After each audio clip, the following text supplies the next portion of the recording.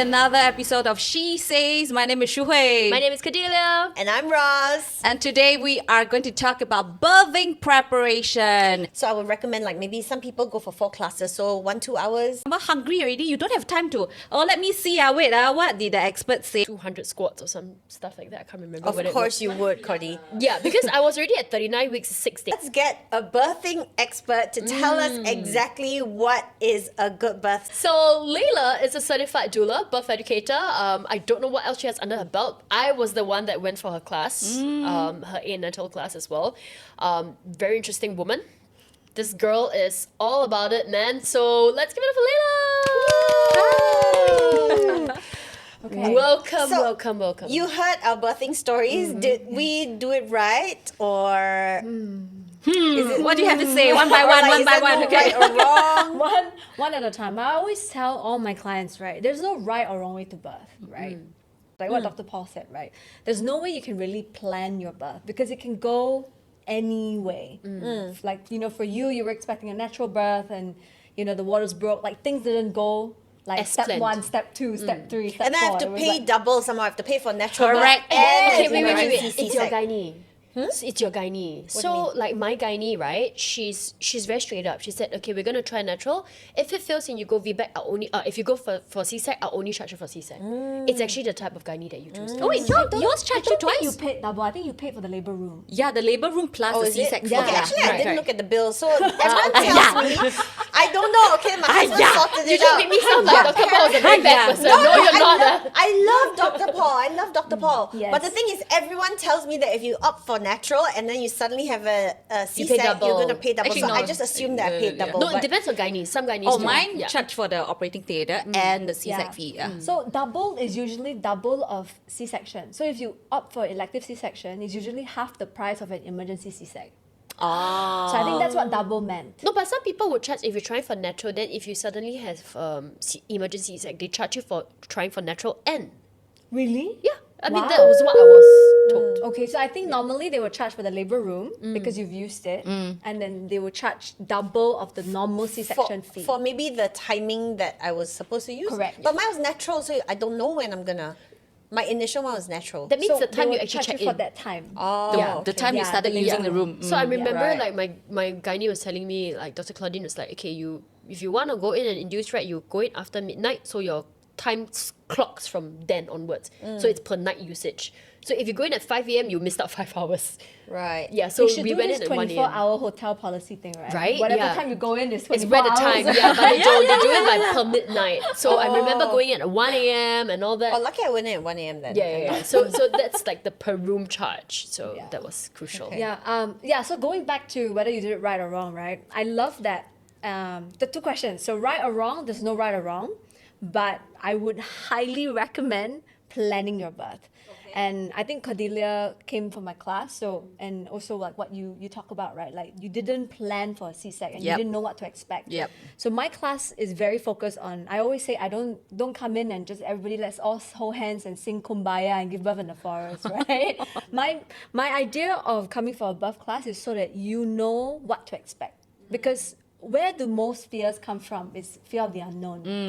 And then you hear all the hearsays and all the friends are like, hey, do this and do that. Like, your sister-in-law is like, hey, just go in and ask for epidural straight away. You're like, about why? Even the nurse will ask you, but are you in pain?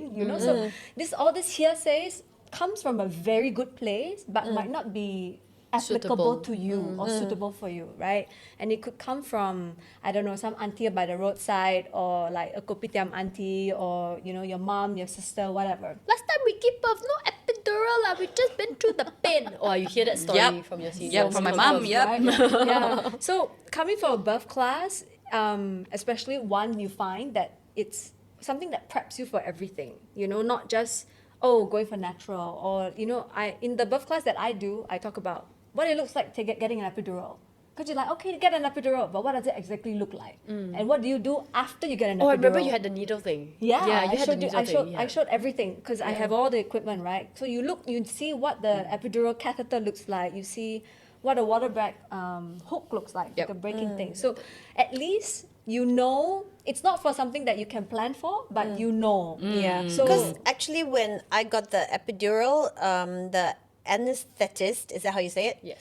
Asked my husband to step out. I said, why does he have to step out? She's like, I've seen some husbands faint, and I need the to needle's focus. very big, yeah. I need to focus, so it's just an injection. I'm just gonna get him to step out. I'm like, okay, and, and Mine actually allowed me to hold my husband, because I think I was in between the contraction, and I was like screaming so hard. They allowed me to hold him. oh, Yeah. okay. I turned sideways and Yours sideways. Yeah, the Well, baby mine was position, Sit up. yeah. Mine was the first one I remember. Mine was sit up. Second one was back. Like a fetal Like that. position. Yeah. Right? In the birthing world, in Singapore, for example, we are very, very OB-centric. So we don't have midwives, right? We only have nurse midwives.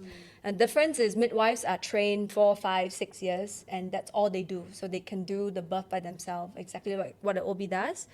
And OBs are trained surgeons.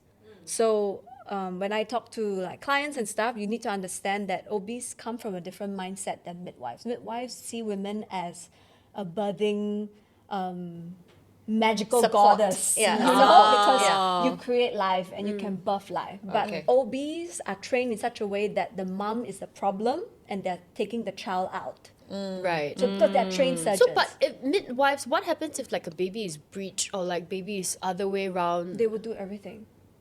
How? They're Do also you still buy trained. natural? They were trained, yeah, they were trained. I had a natural breech birth with Dr. Paul actually. So that's how I actually got into it, because I was very insistent on, I was questioning my first doctor, because my first doctor at 36 weeks, he was like, hey, let's pick a date, cut the baby out. I was like, why? Yeah, why? Why? And he was like, oh, it's dangerous. I'm like, what do you mean? And I was like, what do you do if you didn't have an ultrasound? Like you're not able to scan that the baby is upside down, right? And what if the baby turns in the next few weeks, right? And he was like, yeah, last time, we don't have the ultra scan. We would just, birth whatever. The feet comes out with birth, the bum comes out with birth and stuff. So what's the difference now? And he couldn't give me a real answer. So I went down this rabbit hole of researching everything on my own, right? And I found Dr. Paul and I asked him, I was like, can I try for a breech natural birth? And he was like, sure. And Also, you switched at 36 weeks. I switched at 37 and a half weeks. Oh, wow. And he was willing to see you. Yeah. Usually, I know gynaes, they don't. I think Oh, that's 32 why I weeks or love- something. I love Yeah. Paul Usually, so much. gynaes don't. he's Yeah. so go with the flow. Yeah. And like, if you want to try something, he's like, sure, let's go with it. Yeah. So then my husband then, right, he was like, so what is the percentage of something might go wrong? He was like, there's no point talking about percentage, because if I say if it's 0.1%, but if it happens to you, it's 100% for you. Fair enough. So it doesn't matter what the percentage is, but then the more questions I asked him, he was like, oh, what if the elbow is stuck? What if this is stuck? He was like, oh, there's this what maneuver and that maneuver. I was like, okay, you are my guy. So what happened? So yeah, I had my waters broke like you first, and I called him, and he was like, normally I wouldn't ask you to come in, But because it's but breech. because it's breach and it could go either way, so just Oh, so you come in. asked for his number, is it? They give you an emergency emergency number. hotline. So you speak. Yeah. You don't speak to him direct, lah. Do you speak to him direct? The nurse, right? No, you call and it's a call center. Yeah, it's a call and center, then you but tell not them to the him. waters break. Yeah, you and don't they will speak to him transfer your call direct. to the Yeah, doctor. I'm a very So- bad pregnant woman. Yeah, so I called him and he was like, oh, just come in whenever. I was like, come in like now? He was like, no. Have your breakfast, shower, blah, blah, blah, blah, blah, before you come in. And like you, I regretted a little bit because I went in a bit too early and it was super long. But you had to, because yours is a breech. Yeah, but I It was is more feeling dangerous. fine. I was When feeling you're not fine. anxious. No, I No, for mum some got reason. that feeling, okay, not okay. really? Yeah. I'm Yeah, very so paranoid you one. always Leh. trust your maternal instinct. Yeah. Yeah, so like for her, she could stay 18 hours, right? And she knew she was fine. Because she could still Only feel the the 18 hours was a bit too move. long, lah. Then you Yeah. realize, I think maybe she Yeah, just go and like check. just check, have a look. Yeah. So I went in, and I think about 30 hours in, I was fighting the contractions, right? And the nurse came in. No, I think 20 plus hours. The nurse came in. She was like, "Oh, you're at 7 cm." I was like, "Yes, finally!" Like almost to the end, right? And I could see like 3 or 4 hours later, like Dr. Paul came in, like super happy, like, "Oh, because I don't think they get to do Breech baby. Yeah. breech babies Deliveries. He was often." excited. So he about was it. excited. You could see it on his face. It was like 3 a.m. in the morning. He was so excited. He was like, yes, like putting the gloves on, everything. He's like, "Leila, I'm going to check Oh my god, you, they had okay?" those boots as well. Yeah, the boots. Oh my god, the boots is like, fish why do monger you need boots. boots? like- Yeah, I'm like, what do you need boots? Yeah, and he came in and he checked me and I could see his face fell, right? And he was like, Oh. "Leila, you're 5 cm." I was like, "Huh? Can go So you backwards, actually- ah." Like was 8 and they went back to 5. I was like, I didn't know you go backwards. I did so much research, right? But what I understood later on was that because I was fighting the contraction. Oh, so I was you would- you're tensing telling up. your I was turning- baby not yet, not yet. Exactly. No, I was like closing up. So the adrenaline that your fight or flight hormones is kicking in higher than the contractions. So I was closing up and my contractions were slowing down. So I still remember he was washing his hands. He was like, Leila, come back in about 5 hours before my clinic, and we'll discuss our options then. I was like, okay, what is read between the lines, discuss our options then is like, let's maybe go for a C-section, right? And I'm never against C-section. If you ever tell me I'm in danger, baby's in danger, or we need to go, sure. But I just wanted to try. So I asked for an epidural, I think about 36 hours in. And So you cannot resist the contractions, in a way. no, the contraction was just slowing down. And so when my husband asked me like, so why do you want an epidural? So part of my birth plan was when I asked for an epidural, ask me why. So that I'm not stuck in that zone of like, I'm in pain, give me an epidural, And I switched over to like, I need to give him a logical answer, So that was my trick. But there are other clients who like, I say like, have a safe word, like pineapple or... So he asked me why. And I was like, okay, because I read somewhere that an epidural actually sometimes prevent a C-section. It calms you down maybe. Because you're closing it up because maybe you're relaxes you, stressed. right? Exactly. And the other thing is, I said, if I need a C-section, when Dr. Paul comes back in the morning, he needs to get me on epidural anyway. So why don't I just start now and see where it goes? Because I also haven't slept for like over 36 hours, because I was working with the contractions, right? And got an epidural in. Sorry, were you a doula already at that time? No, but I No, read she up on wasn't. everything because okay. I wanted to kind of fight for my natural breech birth. Right. When everyone around me is just like, oh, Liz, why are you not listening to doctor? Just do this, just do that. And like, breech, oh my God, so dangerous. Like all this kind of hearsay. But I needed to justify myself and my reasoning. And so I read up so much, right? So then I had had epidural, and Dr. Wu didn't come back after 5 hours because heart rate was doing well, I was doing well. So he was like, okay, just let her labor. So then I just labored, and he came at 1:30 p.m. and had a breech, baby pushed it out. Yeah, That's it. that's it. Oh, that's it. And you felt like you had a good birth? Of course, I was so happy. I love my birth. And I think that She could prove everybody wrong. Yeah. yeah, and I just wanted to, and that's why I went on this journey, right? Because I want women to say, I had a good birth.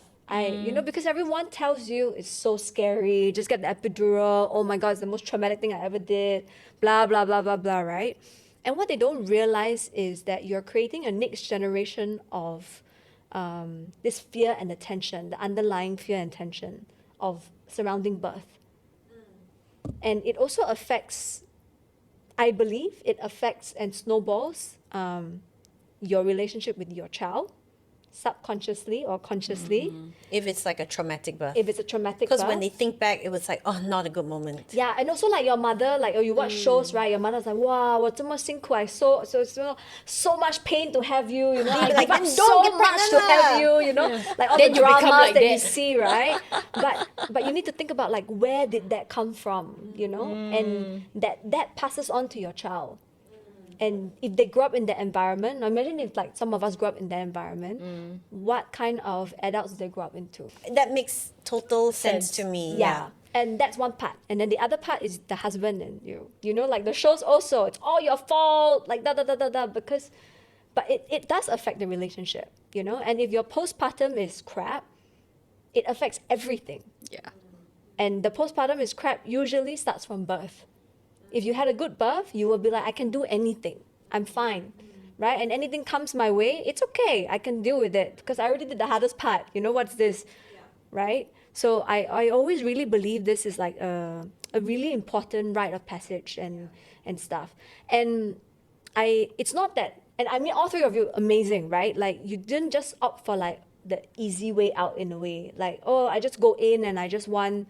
just give me the I want it out, epidural, just pump me up. But and my stuff. elective C-sec, is that the easy way out? Some people No, think no, that way. There's no judgment here. She was I'm like, just wondering. I'm just wondering. no Yeah. judgment I'm at just wondering. all. Yeah. Baby, Yeah, I'm just wondering. Yeah. right? So for you, if you had come to me and asked me before you chose an elective C-sec, what I would have asked you to do is to unpack your first birth. What do you mean? Because The trauma the that trauma caused you. from your But first I birth. don't think I was traumatized, you know? No, because you said you did all the plan to have a natural birth, and then it ended in an emergency C-sec. Okay, so I that was a bit... Yeah, so I think kind of affected you in a way that you like, okay, for the second one, I don't want to go all that again. Exactly. So I probably... Yeah, maybe I didn't probably realize You that. didn't affected you in unload. that. You didn't unload. Yeah, you didn't like unload that Okay. first thing, Yep. and you're just like, oh, actually, I already had that emergency C-sec. So why don't I just do the C-sec, which I know I have full control over? Because for you, you like, oh, I did everything to plan for my natural birth, but it didn't happen the way I wanted. So your second one, you're like, no, I want it to happen the way I want it to happen. you Yeah, know? in a way. Because you didn't get So- the opportunity to plan it. So you're planning the second one. So I think that affected you in that sense. I see. Okay, Yeah. okay. But did it not ever occur to you that even if you said you try and something did happen to your baby, wouldn't you feel that guilt for the rest of your life? Not really, because I did what I knew best at that time. Right. And if the doctor is not panicking, Right, Yeah. and you know Dr. Paul, right? Yeah. He's super chill. yeah, When so he's like, I'll come back 5 hours. like even when he's like, I think we should go for emergency C-sec, we're like, no, we still want to wait. He's like, okay, but then Right. later really cannot. He's like, sorry, we gotta go. Like Yeah. it was Right, like right, no right, more right, discussion. Let's go. Yeah. You know. So that's why I always say to clients, right? Emergency C-sec, 95% of the time, emergency C-secs are not true emergencies. They are more unplanned C-sections. So a true emergency C-sec, the dads are not allowed in and moms are in GA. Or like cords around the neck. Cord round neck. I just had this conversation with Dr. Paul yesterday. So he said cord round neck, he's never believed in it. Right. So he's Meaning like, what? It doesn't happen. it happens, but if you think about it, What do you mean that he doesn't believe in it? he doesn't believe it's an issue. For him, his belief is that this is actually the safest place for the cord to be. Huh? Why? But Because the it's baby your cannot breathe, hollow. It's your what? It's the hollow of the neck. Right. So no matter how the uterus contract, it will never get pinched. because there's space. Because there's space. It's protected by your jaw and the shoulder, right? So a lot of times babies actually get the cord around neck. 1. 2, in the womb, it's actually very loose. It's like it doesn't tighten, right? And 3, which is my theory also and my logical thinking, how do babies breathe? I mean, in the womb, I don't Through know. the cord? Through the cord, right? How do humans like us? How do we breathe? Through our nose. Through our nose and our mouth and our lungs, Lungs, right? yeah. So we can get strangled. They don't. So what about the cases I've heard, like stories about babies coming out, then the cords around their neck, then they don't survive? Sometimes it's because as they are coming out and the doctors don't give them space and the cord tighten. Also, Because when it it's comes coming out. out. Coming first out. breath. Oh, when they're coming out. Ah. So when oh, it comes out, that's damn. when it's dangerous. When you see the Correct. cord around the neck. Correct. Right. So I've helped like home births, natural births, right? And there's like 3, 4, 5 rounds around the neck. And the doctors, as it's coming out, they just create space. So when the baby take the first breath, the cord doesn't tighten around the neck. So that's why. So can I ask? I mean, I feel like I should have researched this, but like, so when you pull the baby out and the umbilical cord is still attached, they're still breathing through that. The moment you cut it, they breathe through the nose. The moment the baby comes out, Why does that happen? They suck up all that thing in the no. mouth, The what? moment they come out and the change in oxygen level, they switch. Wow. So But once then they you are have to out always in the open. I always see them. They suck the thing out their nose and their mouth, all that stuff. That's usually just the mucus, and that's actually additional. So like, Usually it's an automatic it's switch. an automatic switch. But then the moment they come out, they cannot breathe through the cord anymore. correct. That's why they always try to make the baby cry first when they come out, right? Is it? Not anymore. That's No, like meh? old school. I thought they said must hear the baby cry. Then if the baby doesn't cry, we hit the backside, piak, piak, No, make that's sure the the baby old cries. school way. They don't do that It's anymore. not so much crying, right? It's like if the baby's not breathing. Ah. Correct. So now you only hear one cry. The baby comes out, and then on the mother, skin to skin, and the baby stops crying. Oh yeah, that's true. Yeah. That's true. That's So true. the skin to skin is very So important. actually, are you supposed to put the baby on your body immediately? Yes. Okay, I found it very gross. So I went, Yeah, "Ew." same. Maybe that's why they Really? cleaned the baby Oh. up. They actually brought the baby to me. I went, "Ew." Then they cleaned the baby up. I was just like, Dr. Claudine, please make sure she's clean first. Don't put her on me, please. Then she's like, ha ha ha, cleaner. I still remember the moment. Yeah, I Yeah, was it's so very happy. nice. So, because Yeah. the white stuff is called vernix. It actually prevents the baby from getting like wrinkles when you go into water because it's soaking in water for 9 months. They'll come out looking like a raisin. It keeps them warm, right? When they come out. No, it keeps them Moisturized. moisturized. Ah. And actually, I've a like waxy thing. I've birthed babies that is like white when they come out, right? Like fully covered, thick vernix. Within 10 to 15 minutes, the body reabsorbs it. Oh, so you Yeah. don't even have to wipe them up. You don't have to wipe baby at all. Actually, it's bad to wipe it away because it's their natural moisturizer. The 4 days I was in hospital, do they bathe the baby? No, don't know. well, sometimes they do. They wipe only, I think. I No, never sometimes in asked, the I don't- nursery they do. Okay, I can so still this- see the white thing on her they hair, only you know? wipe only. I But I remember they highly only recommend wipe. not bathing the baby for the 4 days. until you're Forever. ready. Actually, I Yeah, she wanted to say forever. I actually birthed my first baby when like 10 days in. I smell him like smell a bit like cheese. Then Time to shower. like you know the chao sung milk like Yeah, smell. yeah. But I mean, of course, you still wipe the private parts and all that. Yeah, lah. yeah. But you didn't bathe the baby. I didn't bathe the baby. Why? In fact, they ask you to Because- bathe with just water if need be. Yeah, actually Yeah, no babies are soap. very clean. The amniotic fluid is all sterile environment. It's cleaner. Actually, it's cleaner than water, like tap water. Yeah, and also you're exposing them to like bacteria and stuff from the water if you're not careful. Yeah, so I highly recommend not bathing the baby immediately because the amniotic fluid actually smells quite similar to the mom's breast milk. Oh, So it actually helps with breastfeeding. right. Yeah. And I love your story because the next question that you asked and you introduced me just now is what is a good birth? And a lot of people think that having a good birth is, you know, a natural birth with no this and no that or whatever. And, you know, the mom, like, you know what, the Instagram videos or the stuff that you see. But actually, a good birth is just a birth that the mom feels heard. Feels hurt. Heard. Oh, heard. Yeah, I was like, feels heard. hurt. Like pain. Yeah, it feels heard, you know. For example, she asks for water and she gets water. So you can actually see that Ross actually wasn't affected by the birth. Yeah. I want to brush my teeth. No, you cannot. Who says cannot? Give me the toothbrush. Exactly. Because I'm gonna eat it's fried just these chicken. little things that you know that she's like, no, I want to do it. Why can't I do it? You know, and I'm like, yeah, but why do you want to brush your teeth? But to her, it's an important thing, and that is why she, even though she had an emergency C-section, like I was 50 not over traumatized hours, at all. there was no trauma, right? Oh my god, I remember the first one. Then suddenly I thought about it. You know when the part where they ask you to push? And then my husband beside me, he was trying to be very supportive. Baby, come. 1, 2, 3, push. You know, honestly, and he kept going on at it because everybody's counting and he was just right beside me, right? I really wanted to tell him, shut the f***. Why? Why? It's just annoying. But I've then heard the of nose will that. count also what? Yeah, but because he's like really breathing down. Oh, right like, beside you. Come on, baby. And then you know Well, you're closing at your some eyes, you're like. point, if it feels supportive, great. If it doesn't feel supportive, shut up. But I okay, couldn't okay. bring myself to tell him to shut up. Oh. So I dealt with it. Because I feel bad he was really being supportive. Yeah. But I was so annoyed. Yeah. So that is also like a very important, maybe next podcast, not for now, but for couples, right? Like during birth, it's also a very good way of, you know, transforming Learning how a to couple and learning communicate. each other Yeah. and be comfortable in that you are able to be 100% yourself. Disclaimer, I appreciated it, just that it was a little bit annoying. Sorry, Mike. Cut it out. She still loves you. Okay, so after your explanation, I do see the importance of now having a birth plan. However, what are the situations you've been in when you've seen like moms have a birth plan and then it all goes out the window? Do they panic? Do they